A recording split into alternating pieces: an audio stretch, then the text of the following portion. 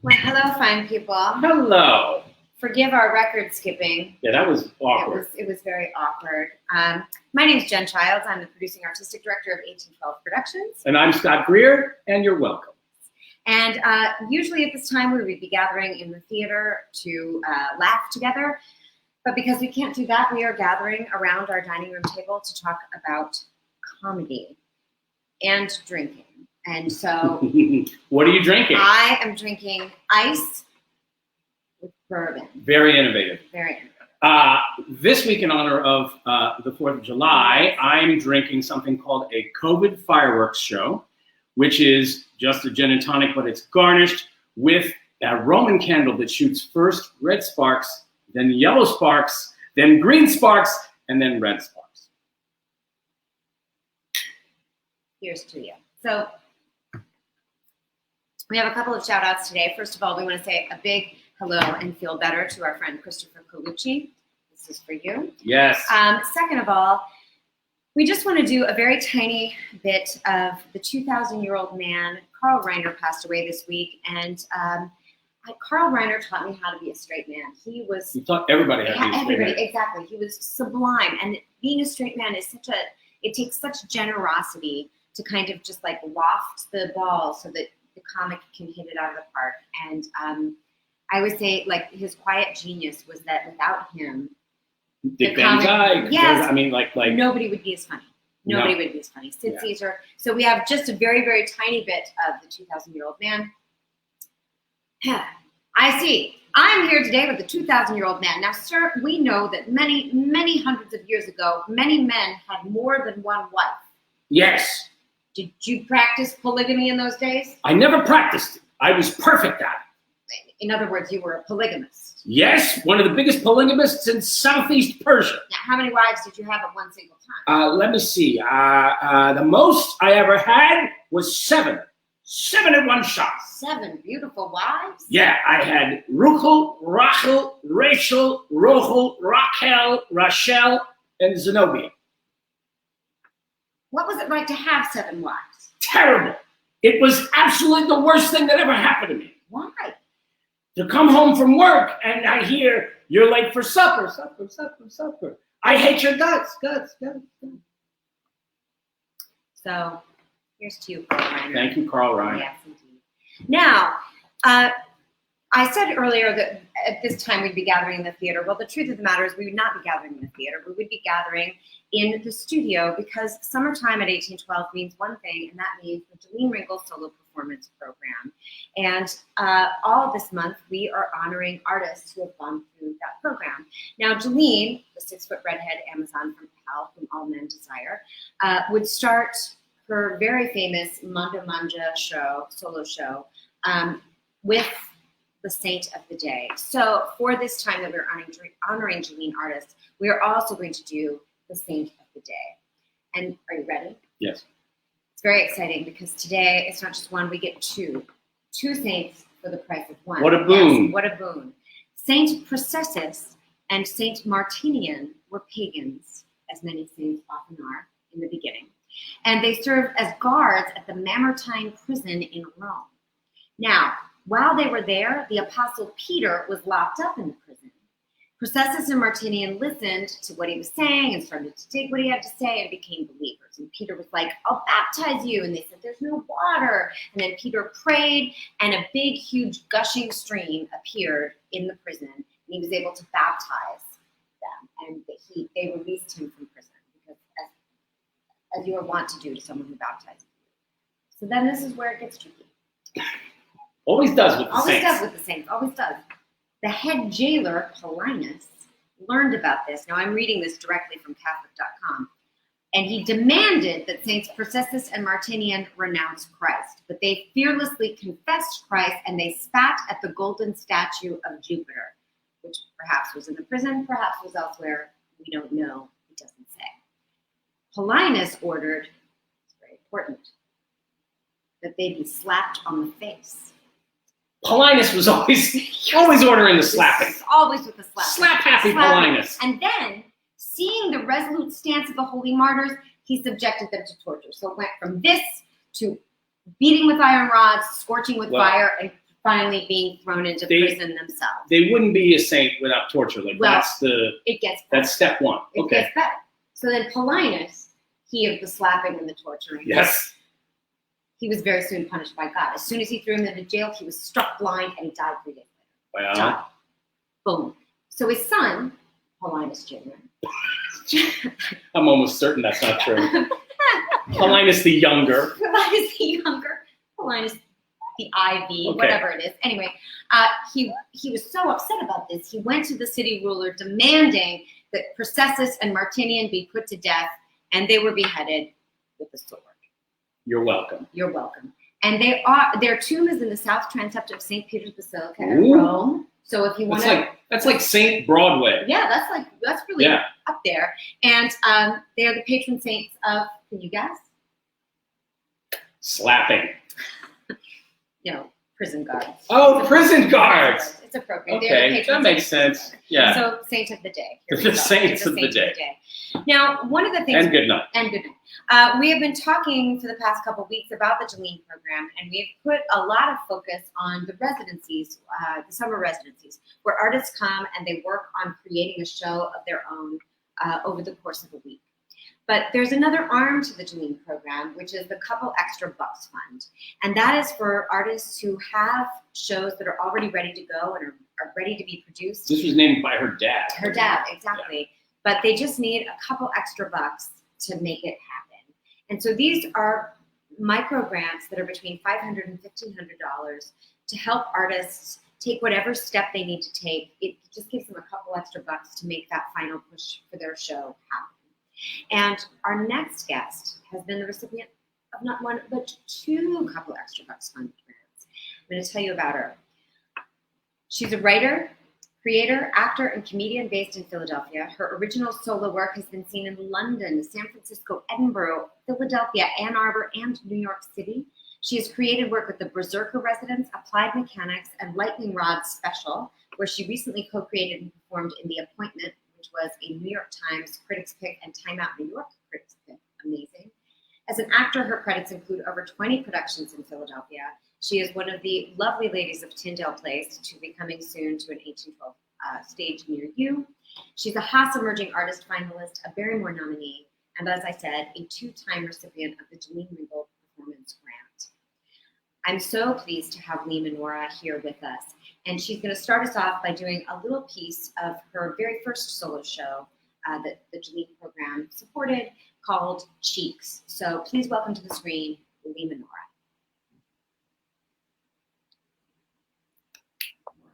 Hi, everyone. Welcome.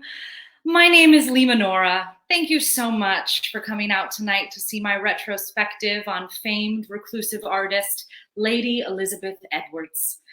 As an artist myself, it really is a dream come true for me to be sharing this piece with you.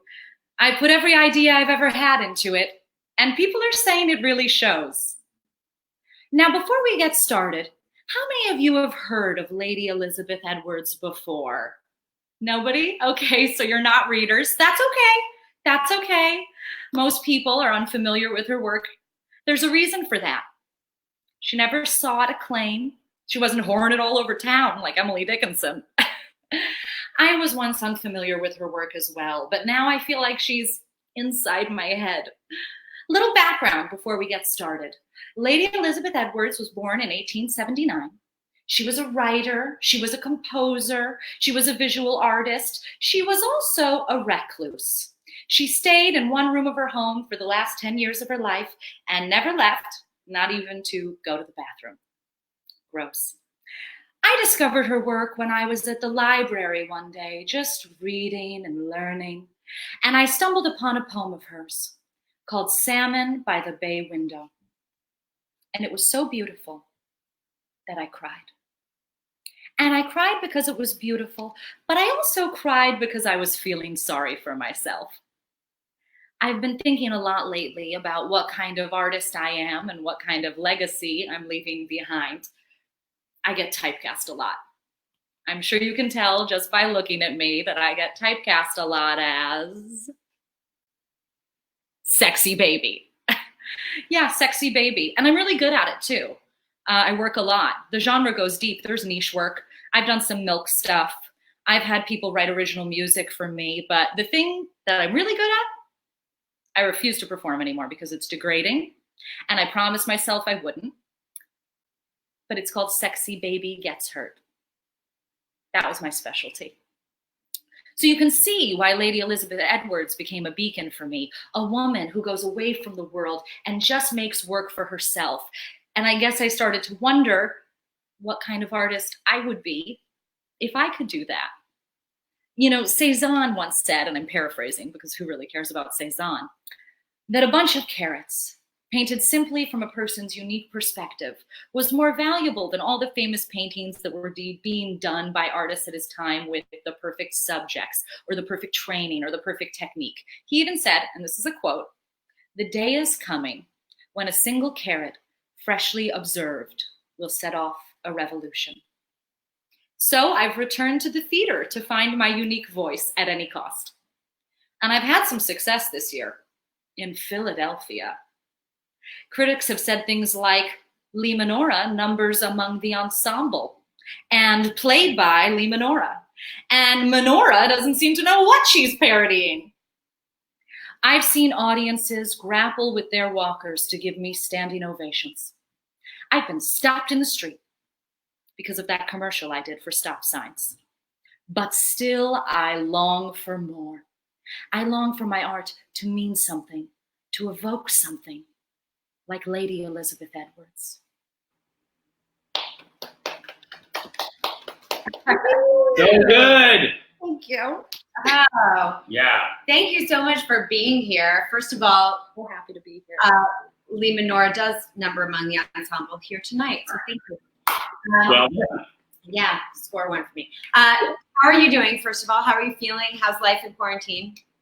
Life, if me and my partner, Mateo, if we're just staying in the moment, we're almost thriving. Yeah. I exercise almost every day now. wow. Almost every day. We cook all our meals. If there were any money coming in, we'd be saving money like crazy. Yeah. Yeah. I mean, tons of bonding time, taking care of the house, gardening. I mean, I think like mostly really, we're all right, you know? We're all right. That's great.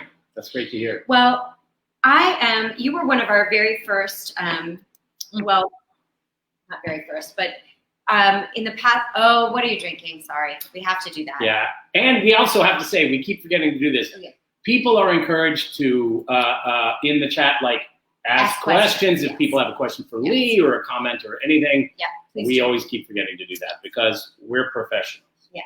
Go ahead, Lee. What are you drinking? It's a kind of a drink I invented.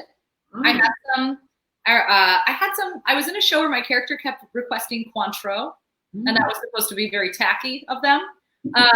And so someone in the cast, Mark Levasseur, gave me a very large bottle of Cointreau. And I was like, and then the lovely Emily Krause, talented and beautiful Emily Krause, brought me some gin, and I did some Googling, and that led me to a cocktail called a white lady, if you will. And now I've kind of zhuzhed it. So it's Cointreau and gin and lemon juice. Cucumber, I like when there's mint, but I didn't have any. We're outside of the recipe now. The recipe was just like lemon juice, Cointreau, and gin. It's good. Cucumber and a splash of pamplemousse liqueur, just to keep it bubbly. My goodness. And I'm very impressed by the cucumber slices that are adorning. We haven't quite made it that far. No, you've clearly learned how to fill the hours with muddling. Yeah. That's really well done. So, but I want to get to Cheeks, first of all, and Lady Elizabeth Edwards. So this was the first solo show you ever made, correct? Mm-hmm. Yeah. And so that gave us a little glimpse into what it was, but can you talk just a little bit about what the sort of overall show was like and why? What was the impetus to make it? So I just worked with the Berserker residents on It's So Learning. And for the first time, I was doing these like really highly interactive game-based things. Mhm. And prior to that, I'd done a lot of cabaret performance, and I was definitely always like going into the audience or like adding a bit where like somebody had to put something in my hat, you know. But like for the first time, I was seeing like some really structured things around game. Also, like Bouffon and Clown, which I studied some, but was hungry for more of, and they were working with that in the Berserkers. And then Brad Wren started to make a solo show of his own. Mhm. And he was like, why don't you make a solo show with me? And we'll just each make a solo show, and we'll kind of be each other's accountability buddies. So he was the outside eye for Cheeks. Crisscross. And I was the outside eye for his show. And the Berserkers, it was great. The Berserkers presented it in Fringe under, it was called I effing, but it was the word, dare you. I don't know what the Facebook censorship is. And then I kept doing it from there and like making it bigger. But at the time I was really interested in Bouffon. I was really interested in more comedy. I was really interested in like hyper feminine pleasure as a radical act. Like me just having an awesome time being a worthy thing to put on stage. Mm-hmm. Can I ask you to unpack those terms, clown and bouffant, a little bit? Yeah. Yes. Okay, so like probably everybody knows clown, and you think of like clown. And then there's like the sort of French le coq or the like Goyer clown that which was from Marcel Marceau, right? I mean, le I coq. can go back as far as le coq. You tell me. Yeah, I thought that was true, but sorry. I mean, I think that in some form or another, it's always there, right? Because this is my version of what, like my quick take version of what clown is like the audience laughs at the clown, the bouffon laughs at the audience. That's like my distinction and what those two things are. So like Sacha Baron Cohen is bouffon. He's laughing at them. Like they're not, I mean, even if they are laughing at him, there's this other thing inside of it. Right. Whereas like with clown, I think there's a lot more vulnerability and like big eyes and sharing and like, do you like this? Do you like my offering? You don't like it? Now I'm sad. Oh, you like that? I'm sad all the time now because you're funny. But there's so much crossover too, because I don't think you can do, or I can't do a pure bouffon show. Yeah. You still have to use clown tactics and like clown bits of like, you like that? I'll do that again. Mm-hmm. That's fun. I'll bring it back, being vulnerable. Yeah, we're still telling stories and entertaining. So That's a wild to think about too. I don't want to make too much of a departure, but that idea of like to think about stand-up comics and who is a bouffant and who is a clown. right. I immediately thought of like Sam Kinison or exactly, or Don Rickles. Don Rickles. That is like super aggressive and laughing at the audience, but then those who are more self-deprecating and going, "Oh, you like me," Right. Yeah. But anyway, so going back to Cheeks. Clown, where does that fall then in the clown bouffon spectrum for you? I think somewhere in the middle. Mm-hmm. I mean, what isn't in the kind of intro that you saw is like eventually I do the sexy baby bit. Sexy baby gets hurt. Yeah. And like, I mean, my dream was like a full-on anvil falls on my head. So it hasn't like quite got to full anvil, but I did have something that would like fall on my head and like knock me out and hand in a mousetrap kind of nonsense.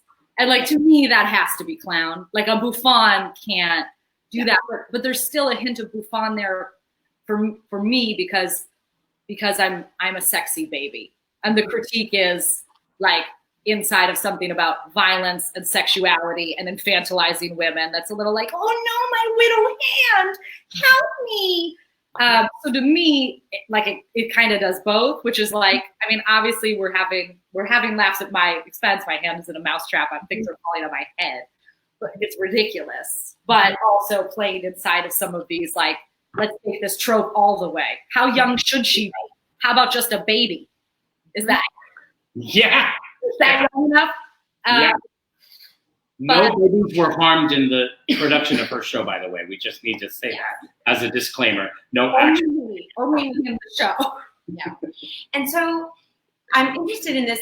So Lady Elizabeth Edwards. So how this plays in. I love that idea of, the radical feminist act of just going on stage and going like, I'm going to have a really good time. Because I remember my nerdish fascination is, of course, with comedy history and talking about Phyllis Diller, talking about some of these ladies, these early like straight stand-up comics, that like it was actually an aggressive act to go on stage by yourself and to say, I'm just going to talk and I'm going to make you laugh, is a really, as an aggressive and like radical act. And Yeah, so to talk about bras and stuff. or even to just talk and go, I'm going to make you laugh about anything. Right. So I'm interested in that a lot and how Lady Elizabeth Edwards plays into this. So eventually I become Lady Elizabeth Edwards in this show. This like anvil falls on my head and I wake up as her. And she's a mean, like she doesn't care what anyone thinks of her. So she doesn't care how she treats the audience. She treats them as rudely as she wants to. She thinks everyone's an idiot. She thinks she knows everything better than everyone. Simultaneously, she would very much like to be loved, which again to me is sort of Buffon meets clown. So You know, it's like, you're a moron, but do you like me? Good. Yeah. So it's really fun to play her because I don't have to care, because she can be mean and I'm released a pretense of like needing to please anyone because the character's designed to not really be very nice to people. But it's so pleasurable to be mean to people. Oh. Joyfully mean, not like cruel, but like giving people a hard time is a blast. So talk a little bit about that. Wait, before you do, yes. we have a question or no? We'll go to that and then we'll go to the question. So I'm sorry. My bad. I'm sorry. I'm doing a radical act of running the show. Anyway. Thank you.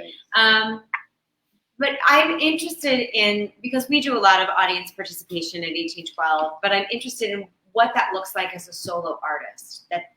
Is it joyous? Is it scary? Is it, I don't know, talk to us a little bit. I mean, I think it just changes. I think the big piece for me, the like centerpiece piece of Cheeks, is this piece I call the slap. Mm-hmm. And I'm playing this, old English woman, and I, say I'm given to fits, hysterical fits because of my unused uteri.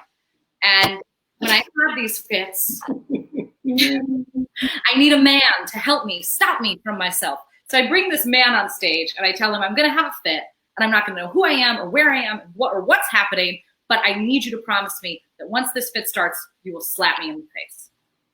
And I mean, it's just so much fun because people are like, some people say yes, some people say no. Some people like eagerly agree to do it, in a way that you're like, oh no, I picked the wrong person. Like, you're too hype about this. Wow. And the piece is foolproof. I've only been slapped a few times. And like, I would say almost foolproof then. Foolproof. I mean, honestly, the magic of live theater, people. Amazing. Like, what happens is these people start to chase me. And it's a really, really fun piece. And they chase me. And I say, what are you doing? Stop it. Stop it. And then I say, what are you doing? Why aren't you helping me? I thought you were going to help me. You promised to help me. Come on. Stop it. It's just this like green light, red light. But with the audience participation, I think that's a good piece to reference because like when I started doing that piece, I was really scared. I was like, what is this going to be like? Then slowly I realized that on the whole, people are pretty receptive to the piece. Like most men are willing to stay up. Every now and then a man will be like, I won't do this. I'm sitting down, and refuses. And I get a different man. Although I think I've had a time where like once one man said no, then all the men were like, maybe we're all supposed to say no. And then I like couldn't find anything. Oh, yeah. Wow. But I love doing audience interaction as a solo performer. It's like, first of all, that you're almost not doing solo work in a way. You have a cast. Right. Yeah. You have, Yeah, you have a scene partner and they're there and they're so live and they're so alive. And if you can like come at them fast enough and make the room relaxed enough, I like performing in small rooms. Like I've done my shows in big rooms sometimes. It's cool. There's lots of cool things about it, but it is great to be like in a small room with like 40 people because people get brave and they'll give you answers and they'll play. Yeah, they'll hop up and like, it's great. People say crazy things and do crazy things and interact with you. And it's like, talk about invent nothing, deny nothing. Like you can't. Yeah, that's right. Yeah, well, that's amazing. So I'm interested, and we will get to the questions, I promise, but I just want to follow this through because One of the things, and this is a part of what the Jilline program helped fund, I believe, was some marketing support for taking Cheeks to the Edinburgh Festival. So I'm interested in two things. First of all, explaining to people what the Edinburgh Festival is, for those who have not been there, and then talking about the experience of doing this at the Edinburgh Festival. Oh, okay. The Edinburgh Fringe Festival is the largest fringe festival in the world. And it's a totally wild and incredible place. And the way it works is there's like one sort of fringe flagship place that organizes all the shows. But then there's just tons of venues and presenters. So there's everything you could want to see, like big, large scale circus, things that feel a little like So You Think You Can Dance, kind of America's Got Talent, you know, the a cappella group with 100 children in it. And then like the grimiest, like craziest, wildest theater, huge comedy scene. So much of it is comedy. When I went with Cheeks, Hannah Gadsby was there doing her like huge blow up show. Why Can I Not? The Net. She was doing the Net when I was there. Like, major stand-ups, all different kinds of theater, really different kinds of like really small, low to the ground theater. Really large scale stuff. As always, shout out to Chris Davis, Edinburgh kind of like guide who will like really just has helped so many people figure out how to do a first year at that festival. It's an incredible experience and it's totally wild. What was your second question about it, Jen? It's just what your experience of doing Cheeks was there, because had you done it here in Philly first and then? Yes. I had done it in Philly, then I'd done it at Good Comedy and made it like longer. Then Scott Shepard came on as the director and I like changed some things and made it even longer. And then I went to Edinburgh and I did what they call the free fringe, because there's all these different things that make up the festival there. So like some festivals you have to pay to be produced. You have to put a large amount of money down up front and then you make it back based on how your ticket sales do. It's kind of a big risk for someone coming internationally. Yeah. I did this thing called Free Fringe, and Free Fringe is free, and there are no tickets, and you literally just go out on the street and hand people your flyers all day, which is, I mean, talk about this is where the Jillian Ringle comes through, because like part of what the Jillian Ringle paid for was these incredible photos by Kate Rains, where like, you know, I kind of have like my underwear down, you see a little like side butt, and I'm like, look surprised. And you're competing with like thousands of shows. So like your image matters, your flyer matters. Like your flyer looking professional is like how people are choosing if things are good. Because there's just so much that they're like, I mean, it looks cool. The aesthetic looks cool. It looks funny. And I went and I performed in a venue that was a bar in like a nightclub. Actually, you go around and you like well, I'm not even gonna tell that story. It's too inappropriate. Just basically, it's not a well-regarded bar is all I'm gonna say. Wasn't well-regarded as I went around to the locals. They were, isn't that a strip club? And I was like, not to my knowledge. And someone else was like, I definitely saw someone pull their pants down and go to the bathroom on the dance floor there. And I was like, well, that's where I'm performing now. So if you are free at 6:20 this evening, we would love to have you. It's free. I promise you're going to have a great time. You're going to have laughs. You're going to have fun. You're going to make friends. I really would love to see you there. I feel like we're connecting. You could grab a drink afterwards. I'm trying to hang out with people while I'm here. Thank you. Bye. Bye. Really come by. Amazing. Oh my gosh. Bananas. It's the most magical time ever. I mean, it's grueling. It's a nightmare. I'm always telling people to go and then having to like be like, also it's a nightmare. Like it's so hard. And people are randomly like mean to you. Like you try to flyer people and they're like, I don't want that. I hate you. I'm like, I'm sorry. I don't know what happened to you. It was awesome doing it there. People are crazy. You never know who is going to show up to your show. I mean, performing for all strangers is awesome. And I'm doing these interactive shows. There's a lot of feces in Cheeks. It's just icing. But, you know, in the beginning, when I talk about like she never left to even go to the bathroom, usually I have like a bucket kind of thing I hold up. So there's a point where I dip into the bucket and I come out with some chocolate and I ask someone to eat it. And I mean, I had a man one night, I think he was Swedish. He had no teeth. And he took, my fingers came out clean, man. He ate Yeah, I mean, it was wild. I was like, he went to town. This was usually people are like, no, I can't. Oh, that's amazing. They can smell it, you know. But like usually still, they're like, no, get away from me. I mean, I want. It was clear, right, Yes. right, and he was, you found his kink. That was wow, well done. That's amazing. But it's also like so thrilling because you never know what people are gonna do, who's gonna show up, like what their relationship to performance is either. Like, do they see a lot of performance? What are their ideas or rules around it? Sometimes people don't really have the same like idea of like, I should be quiet.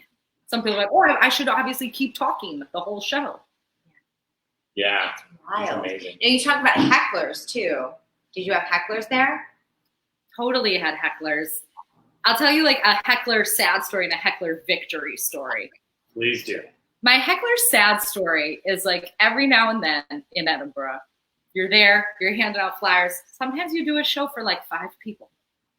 And like, there's not always rhyme or reason to it. You know, one night you just have 5 people, and the next night you're like, we're out of seats. I'm so sorry. I can't seat anyone else. It's just kind of random the way it works out, or you get lucky or whatever.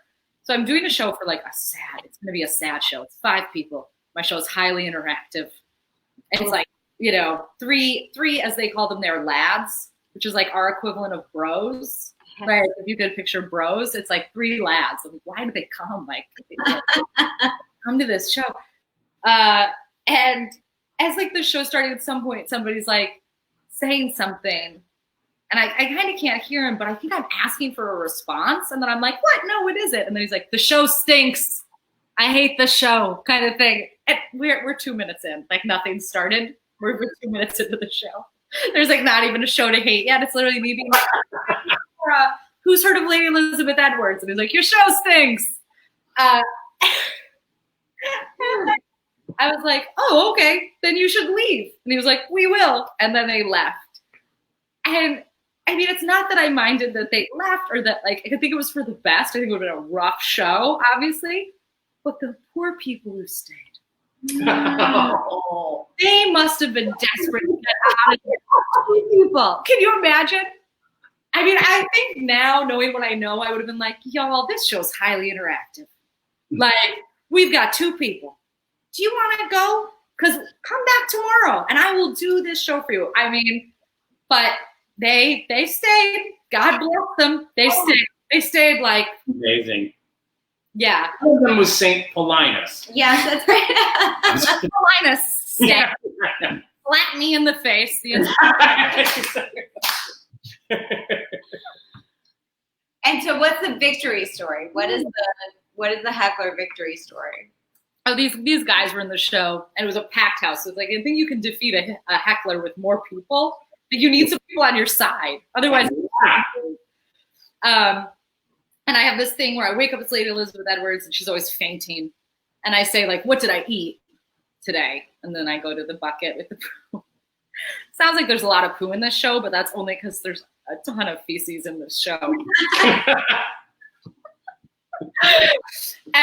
But this guy kept saying, when I'd say, what did I eat today? This guy kept going, my bollocks, like again and again. Wow. And I was like, dude, like enough. And it was like pretty jovial. It hadn't quite turned into like a scary place. He was more like guy who wants to be in the show, but like isn't. Yeah. Right. And then finally at some point, I go and I eat this chocolate feces and tasted it and then turned right to him and was like, still tastes better than your balls. And then everyone clapped. He got up and he left. It was like one of the most things. So good. I didn't want him to leave. I wasn't like he should leave. He was just rowdy. He was enthusiastic. Yeah. Right. But you put him in his place. Yeah, he knew he was outclassed. Yeah. Indeed. Sorry, I'm so crass. I sound like just the No, not at all. No. Not at all. We stopped broadcasting like 15 minutes ago. It's fine. It's totally. So we have a question from Yes, from Becca Bernstein. From Becca Bernstein, but she would like to know. So she said that she absolutely loved White Feminist.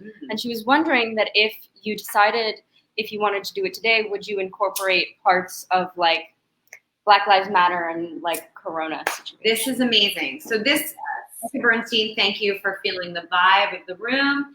Becca Bernstein is asking questions about White Feminist, which was the second Lee Minora solo show, which program. Thank you for the segue, Becca Bernstein. Yes, which we also supported. And so I think we're going to hear a little bit of that, but if you want to give an intro to that and a kind of setup, we can ask Becca's question afterwards, because I think it'll make sense for our audience after that. Yeah. So I made White Feminist. I started making it during the election and continued making it right after the presidential election. And I was, while making it, particularly fascinated by Megyn Kelly, who was someone who I very much disagree with, who also came forward during the Me Too movement and kind of found herself in a leadership position. Yeah. Simultaneously, I was wondering how my voice as a white woman who was making solo work was contributing, or if it was needed, or what was necessary about that. I was someone who was saying, like, I make feminist solo work.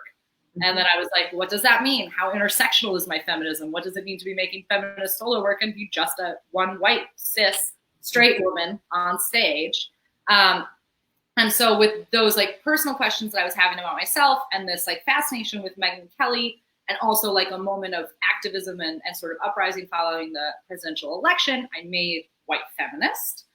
And it is about a talk show host who is a very ultimately more left-leaning than Megyn Kelly, very, very well-meaning white woman who is not navigating very well her dual roles as oppressed and oppressor. So that is what this show is about, and it all takes place both on air and off air during a live talk show. And this next segment that you're going to do for us is a part of the on-air. Yes. Great. This is the on-air component. This is a segment. Should I say what it's called? Sure. Okay, this is wine time. White wine time. Great. So be aware. we're going to give the screen over to Lee Minora for this next little section of White Feminist. Phew! Good thing it's wine time. Who drinks? Who drinks? Here at Becky's Time, I love to let loose and just say what really steams my clam. But I don't just wallow. That's one thing Becky doesn't swallow. I take a wine and I make it shine. I take something that makes me sad and I use it to make someone else glad. Wine number one, wine number one, wine number one. Cashmere, y'all. The epitome of suburban casual luxury. The softest fabric on earth. And it's official. My skin's too sensitive to wear it. So I went into my closet this weekend and I Marie Kondo'd all my cashmere and I gave it to an organization that gives clothes to women who have recently been released from prison so they can look cute on job interviews. Did I take a wine and make it shine? Like the sun! Wine number two, wine number two, wine number two.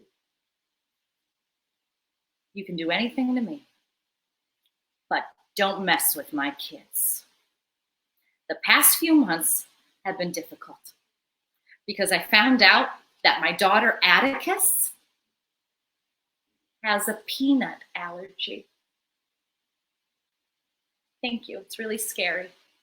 And she has to sit at the peanut-free table at lunch, and she doesn't like those girls.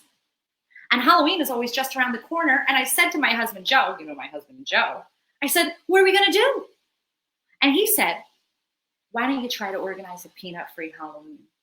And I said, Joe, I can't do that. And he said, why don't you try to organize a peanut-free Halloween? And I said, Joe, I can't do that. And he said, why don't you try to organize a peanut-free Halloween? And I said, okay. So I went around to my little cul-de-sac and I said,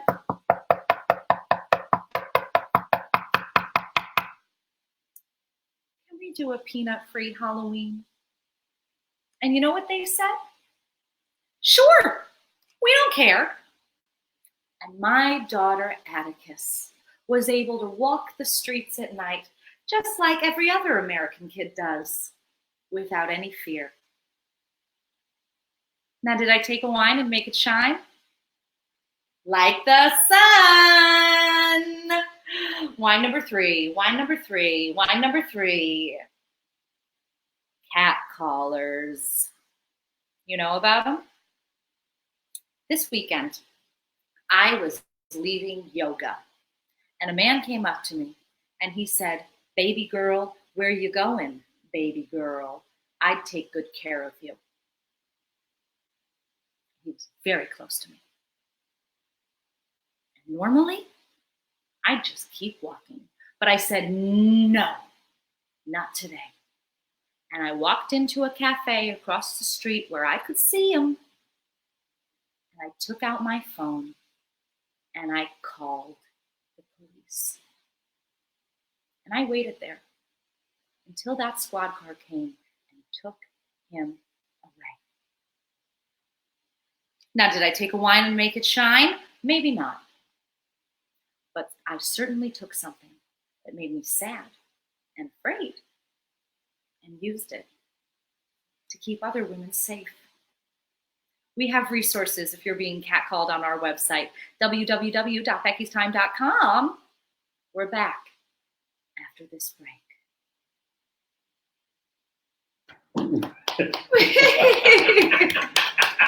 So good. Oh, that take at the end is So too, good. It is such a different. It is such a different thing. And to go back to the question of like, if you were to do this today, would you incorporate COVID, Black Lives Matter, etc.? And you've done this piece several times, so I'm just interested in like, how does that satire evolve? Thank you for that question. Yeah, so I designed the show to be updatable because I felt particularly restricted by setting things. And I've been following Cheeks. I was so excited by how much I could play with the show, especially in Edinburgh. When you do like 30 shows in a row, you start to just be like, what if I just try that tonight? Like, who's here? Who's gonna know? Yeah. There's no one being like, we decided something else, and it's your show. So there is no person who gets to say like, we, decided. And so the show was designed to update, and I did the show in February in Ann Arbor, and I did cover COVID, which was, we just certainly didn't know about what it was gonna be. I mean, it's me being like, what is that? Like, it was actually that people kept giving it to me in the news segment, because I have a segment that's about the news, and I ask people for news stories, and then I retell them on air. So I ask for them off air, and I retell them on air, which is also like just a funny study in like how much I can remember like 15 minutes later. But my only news story in Ann Arbor for that whole run, and I think I did like maybe 13 shows, only international news story I got was COVID, which I should have suspected something. I was like, I'm never getting another stories. So I was covering it. And the funny what's kind of cool, what's cool about the show is like people can give input into the show in a way that I don't always have to be the person who covers everything. But I also have all these cue cards in the show that like update, that I update. So at the time, what's his name had gotten the Medal of Honor. Yes. Yeah. God, really? I mean, maybe it's good we forget him, but like, no, not McCain. He's the talk radio guy. Rush Limbaugh. Yes, that's Limbaugh. Yeah. So like the first game in the show, I asked people like who votes, who calls a senator, who went to a women's march, and I go through sort of these activist things that people are doing. Some of them are about optical activism. Some of them are about actual activism. Then some of them were like, I asked a question like, who here has the Medal of Honor? No one would raise their hand. And I'd say, really? I thought anyone could get that. Yeah. So you build in, but the games, these cue card games are built so that I can get rid of things. Like, that's old news. I'm over it. Next thing. So to answer the question, I'd absolutely update the show. Always I update the show when I do it, short of like it literally running back to back somewhere, which I don't think has happened. So it always gets updated and like changed to try to be as in touch with the current world and climate as possible. That's awesome. That's awesome. Great. I can't wait to see it again. Yeah. No, but it is an interesting thing. We were talking about this before of like that final, like that the lens of history sort of changes things for us, and that we can say, oh, look at that silly feminist 3 years ago going like, this guy catcalled me, I called the police. But now the lens is kind of like, that's not just silly feminist. That's like actually dangerous. Yeah. Totally. I did that show in San Francisco, and when I got to that section, super liberal San Francisco, some older women clapped, which was mind-blowing. Because to me, it was the ridiculousness of that moment, of this intersecting moment of like, you're navigating being oppressed and oppressor. Maybe you feel unsafe if you've been catcalled, but do you really feel unsafe? How do you actually take that apart? How do you actually practice intersectional feminism in the gooeyest, hardest, most challenging moments where you look inside yourself, like, what's really making me feel unsafe? And can I actually evaluate that? Do I actually have that skill? Yeah. But yeah, that was like 2 years or 3 years ago, and there were some women who clapped, and I shoot them a look. That's kind of the cool thing about some of how my solo work is. I think I wear like a pretty loose mask. Yeah. Like I do a little like, hi, there's a person in here, and then like put it back down. So I was able to be like, what? And then they were sort of like, and then what's really cool too about interactive shows, I think, is the rest of the audience checked those women too. Like the rest of the audience was like, no. And then they were like, oh wait, something's wrong. We don't know. Something just happened we're not aware of. Like, and I think when work is more interactive, sometimes it does free people up to be like, no, don't do that. Yeah. Yeah, you have to choose, right? Like you have to be engaged in a way. You can't just sit back and go, I believe this and this and this and this. Like wait a minute. Yeah, that's really exciting. We've had such a good time having you here and hearing about your Jilline experiences. We have a James Lipton questionnaire for you for Inside the Actors Studio. Wait a minute. What's going on? There's another question. There's another question. There's another question. James Lipton from the grave. Let's hear it. There's been a request to explain sort of intersectional feminism. Intersectional feminism. What does that mean? Cool. Intersectional feminism is making sure that your feminism includes other intersecting issues, people, causes. So maybe for some people, the lens of feminism for them comes from a sort of white, straight, cis, middle class, cisgender, meaning you identify maybe with you identify with the gender of the genitals you have, like point of view. And it focuses on maybe things that would be centered around like white middle class women, rather than maybe taking something into account such as like, sure, we're talking about the wage gap, but actually white women make more money than Black women and women of color. So actually like making sure that your feminism is entirely inclusive for many different issues and not just issues that affect white women. Awesome.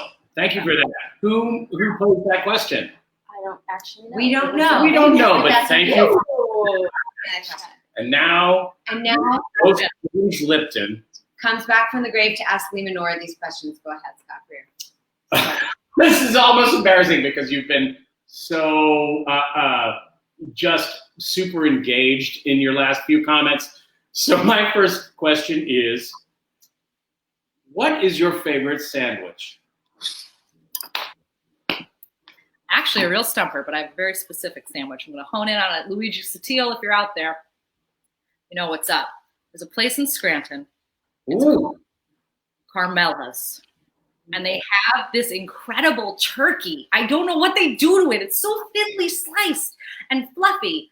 And I just love their sandwich on their really good bread. Like it has like seeds on top, turkey, cheese, mayo, lettuce, tomato was my go-to, but recently I've moved to their turkey supreme, which is the turkey, cheese, a thick mozzarella, and then like some other spicy peppers. And now that might be my favorite sandwich, but I love a tuna melt too. Beautiful, beautiful. Luigi is my sandwich brother, so I get it. Yeah. What is your least favorite sandwich? My least favorite sandwich? Ham. Just ham? Very good. Yeah. Done. I just think bad ham is like the worst. It's the worst kind of bad. Yes, yes. Bad ham is bad. Bad ham yes, sucks. Bad It's ham true. sucks. That's really hard. What or who makes you laugh? Yeah, Mateo makes me laugh all the time. He's so funny. He makes me laugh so hard. And your partner. Mateo, my partner, Mateo Scammell. What else makes me laugh? God, I know so many funny people. It's so crazy. So many good TV shows that make me laugh. Catastrophe, Fleabag. Check some of those shows out. I rewatch The Office all the time. Like, it's almost unhealthy at this point. Parks and Rec. Humans, all the Berserker residents. Sarah Nattel. Magnus, Milan. Like, so many awesome people are making so much cool work make me laugh. In Philly people. What or who makes you cry? Oh, God. I know. We're James Lipton you. I mean, what makes me cry? Sometimes really good comedies will turn on me and make me cry. Actually, in a weird way. Like, a really good comedy is more likely to make me cry than a super sad, well-done movie. Mm. I'm just too much of a skeptic to be got by a sad movie. You can't access me. The comedies like sneak up on me. What is something that all your friends loved that you just didn't get?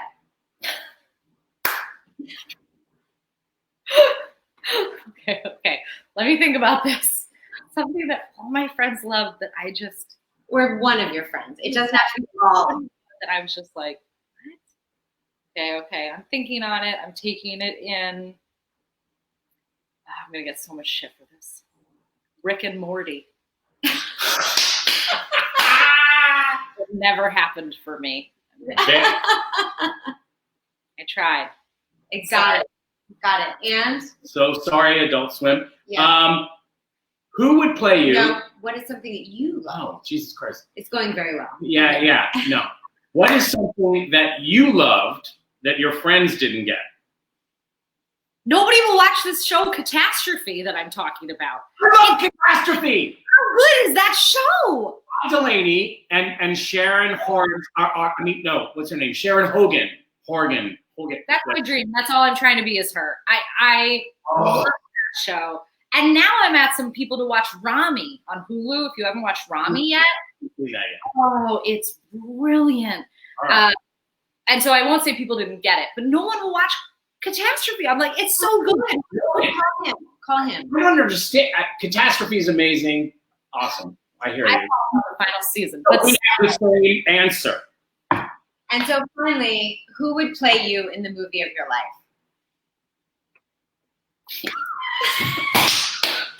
You just literally spit a cucumber seed back into your drink. This makes no sense, but my dream person who would play me, and it's like literally impossible, significantly older than me, is Julia Louis-Dreyfus. Oh, yes. Yeah. How would that happen? That doesn't make any sense. Like, she would look amazing. Yeah. Trust me. Like does she age or like what? No. Never. No. Getting funnier and younger. Yes. And she's 60 and just hotter and funnier than she was 10 years ago. It's ridiculous. I'm with you. Well, we are grateful to you for being here. Thank you so much, Lee. We want to say thank you to our studio producer, Ben Levan, our in-house producer, Lily Greer. Our sponsor, as always, is my sister's cute new pug dog, Vito Child, who says on behalf of dogs everywhere, we're so glad you're home.